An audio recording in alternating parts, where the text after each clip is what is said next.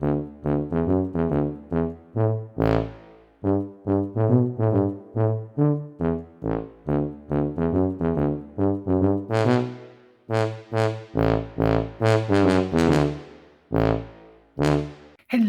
and welcome to Diary of a Cartoonist Take Bloody 3.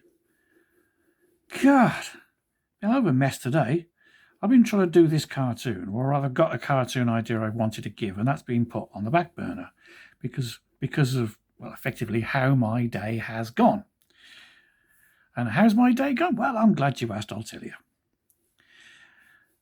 Like I said, I was planning on doing a video. I'm not going to tell you what it was because, well, I'll do it again. And it was, but I couldn't do it because of the noise outside. The council, in their never-ending search for a perfectly good piece of road to dig up, found one outside where I live. So all I could hear all day are these damn pneumatic drills. So every time I tried to speak, that was it. My whole day was filled with. It just put me off. So eventually I gave it up. I gave it up as a bad loss. And I thought, I'll come and do it. I'll do a tutorial later on when they've all gone. So I waited till they buggered off home. And I started doing the video and I thought, well, actually, pneumatic drill operator, that could be a bit of fun. So what I'm going to do is I'm going to show you, because my thing is action, I'm going to show you how I go about producing the action that would be involved in a pneumatic drill operator. I'm pretty sure you'll agree that that is going to be fairly action-filled. So if I show you how to do this now, then you will be able to put it into your repertoire of things that you can draw or know how to draw, should you have to draw them. Now, at the moment, your man here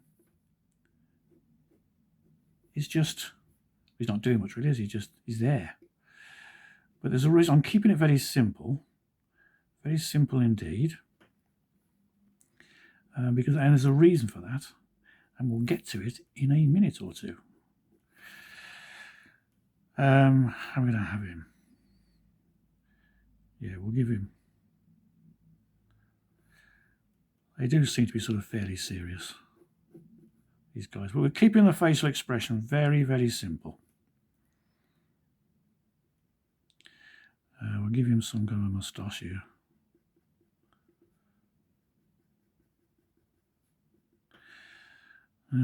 There's that. And maybe a cigarette as well. You can't draw people with cigarettes. No, it's upsetting. Well, you know what? I do what I want. I've gone past the stage of caring. All right, we'll do it. We'll give him a bit of a straight head. We'll give him a flat-topped head.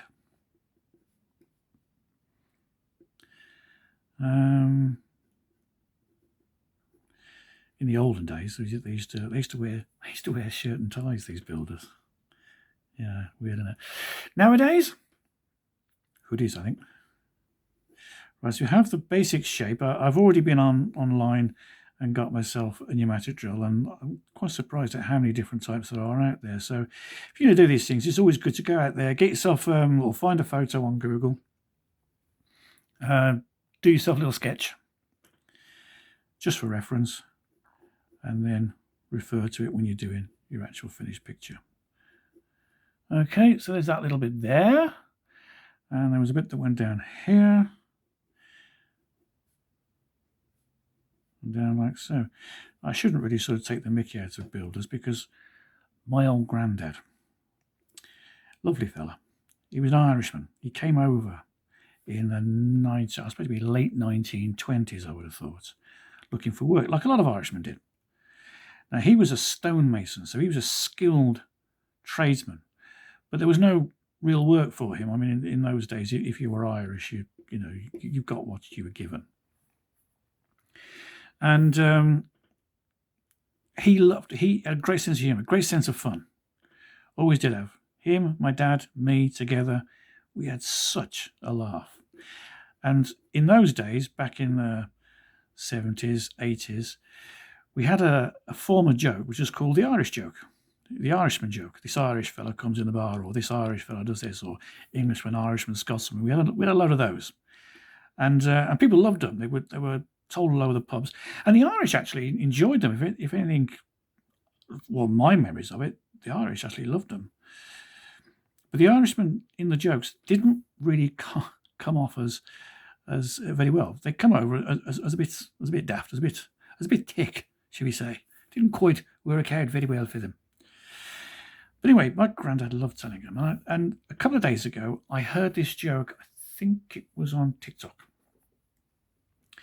And I remember, I thought, oh, my granddad told me that. I remember him telling me that one. Now I'm going to stop the drawing at this point, because I'm going to tell you the joke. And wait for myself to get a 4-month ban off YouTube, a 6-year ban on Faceless Book, and probably a 600-year ban off Instagram. But you know what? It's worth it. So my granddad told me this joke. And what it involves is this fella is, like I said, I'm going to stop drawing because there's more to do to the picture and it gets a bit complicated now. So I'll stop drawing, or I might tinker a bit. So anyway, this fella gets a job and he has to deliver a lorry load of 50 monkeys in a lorry to the zoo. And he really hasn't got time to do it. He needs to be elsewhere seeing other customers. So he sees Mick coming along the road. He says, "Hey, Mick." And Mick comes over. He said, "If I give you 50 quid, he said, will you take these monkeys to the zoo?" And Mick said, "Sure, I'll do that for you, no problem." So he gives him the 50 quid and he gives him the keys. He says, "Off you go." So Mick gets in the lorry and he heads off. Anyway, about 2 hours later, this guy's he's had a few meetings and he's having another one in town. And he just happens to look out the window of this shop he's in. And he sees Mick going by in the truck with the 50 monkeys still in it. What the bloody... So he rushes out and he flags Mick down. Mick screeches to a halt. He said, "What are you doing? I told you to take those monkeys to the zoo." He said, "I did take them to the zoo." He said, "But with the change you gave me," he said, "I had a load left over. So now we're going to the cinema." Joke. Love that joke. And it was just my granddad. He loved that sort of thing. Anyway, right, let's get back onto this guy, shall we? We've done the nomadic drill. I've chosen which one I want. I wanted a fairly chunky one, but also something that could be easily identifiable straight away. Right, so we'll do this with it's always very thick cabling, isn't it, coming off it. This is obviously what he's going into, spitting up stuff. Right, now, to make it move, you could just do a few lines around it like that, and that would be extremely boring. And we don't do boring here, do we? No. In fact, it's hard to work out what exactly we do here. So what you do is you take the head, and you imagine it's gone up a little bit. And you start, not all the details, just some of it, the top of the head, the ear, maybe a bit of the nose, and a bit of the eye. Okay? And then the same down here. Bit of the nose, bit of the ear, maybe the cigarette comes over here as well. All right? You following me? You with me? I really hope so. I hate to think I'm doing this all on my own. Okay. And then with the hands, we can go almost like following every bit, but we go inside as well. So we're doing 3 down here and 3 on the inside. Same thing here. 1, 2, 3. 1, 2, 3. 1, 2, 3. 1, 2, 3. And so on, all the way down. You'd have to do 3 on all of these. And the same thing with his foot as you did with the head. You've got to draw it about the same size, about the same shape, but you don't do the whole shoe, just the bit up here. And one down here as well.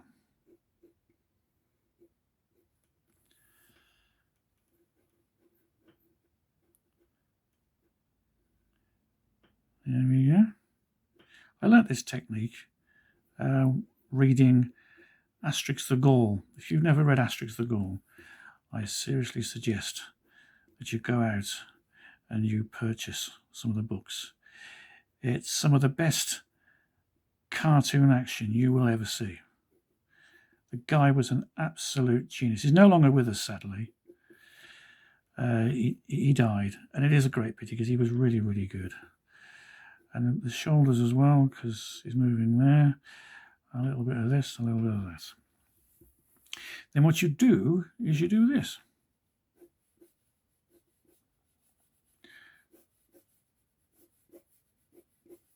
Not everywhere, but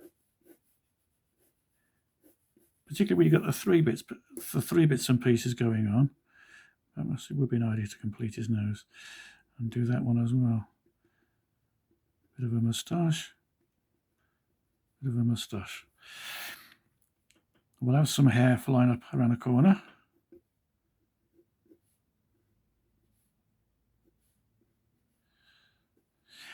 And a little hat. Now I know they'd wear hard hats, wouldn't they? But seeing as this is some of a homage to my grandfather, God rest his soul, he always wore a flat cap. He never wore anything else. Yeah, and then when you finish these lines, like the lines that come through here, just do a few on the top. So you carry it on. I'll do it again on here. So you've got the line going through. Drag it down a bit lower. And have a few of those. And then you've got this up here. A little bit of ground that is breaking. You want to sort of some cracks in the pavement, if you wish.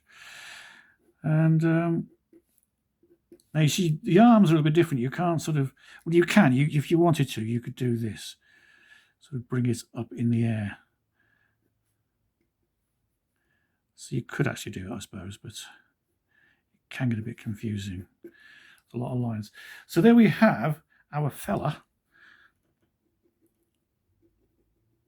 working away. They used to have, I know they still do, but they used to sort of like pump out loads of like fumes coming from here, and that helps as well. So there we have it.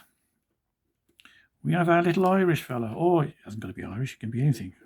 Like I say, it's a homage to my fantastic grandfather. Call him a great granddad. He's not a great granddad in the sense of the term we use. He was just a great granddad. Told me lots of stories, made me laugh. Great fella. Still very sadly missed. Okay, there you have it. Quick tutorial, quick bit of fun. I suppose after this now I'll be going off, and you can put as much of this which is the little bits of pavement or concrete coming up, which would be thrown up everywhere, as much as you want. Just imagine it's going out in this different direction. So if you haven't got to draw the lines, but like if you take that as a line, you draw one there, one there, one there, one there, one there. So just imagine it doing that. Just do it with your eye. You don't have to do it slavishly, shall we say. Yeah, so there you go. So that's this week's Cartoonist Diaries. It's what I was doing. It's what I was thinking about. Like I said, it's not always necessarily about the jobs that I'm doing. It can be what's going on in my studio, because that's what it's all about. It's what's going on in my studio at the moment. Or at least yesterday, a lot of noise. I mean, today, sorry, was a lot of noise, and that affected my day. So it is about the cartoonist. It's what's going on in the studio. Frustration. Right, there we go. So what you got to do now is like and subscribe. Tell everyone about it. Tell everyone how you waste your time. I mean, what you spend your time doing on YouTube. And we'll go that way, and we'll do a bit of speeded up inking. So go and get some, grab yourself a cup of coffee or tea, whatever your fancy is. We do. That's what we do. Forgot to do the eyes down there, didn't I? A lot of this will become more apparent when it's inked, and even more so if it's coloured. I don't know what I'll colour, but you'll see the finished thing at the end anyway. So thank you very much once again for coming along. Next Monday, it's always on a Monday or a Tuesday, there's the inking of my Adam and Eve cartoon strip, which is, I don't talk in that one, I just literally draw it, speed it up, and send it on. But if you are interested in the Adam and Eve cartoon, I do produce 3 of them every week, and they go out on Faceless Book, Instagram, sometimes Twitter, sometimes I think also LinkedIn. And so if you enjoy them, you enjoy the speeded up version and the cartoon and like to see more, then join me on Faceless Book or Instagram or Twitter, as I said, and see them all on there. See the other 2, should we say, that I produced every week. It's free. It's a bit of fun. But if you want to support me, you can purchase the books. It's always good to purchase this stuff. It means I can carry on doing the drivel that I do. But there we have it. Thanks very much. And I will see you, God willing, as they say, next week. All the best now. Bye-bye.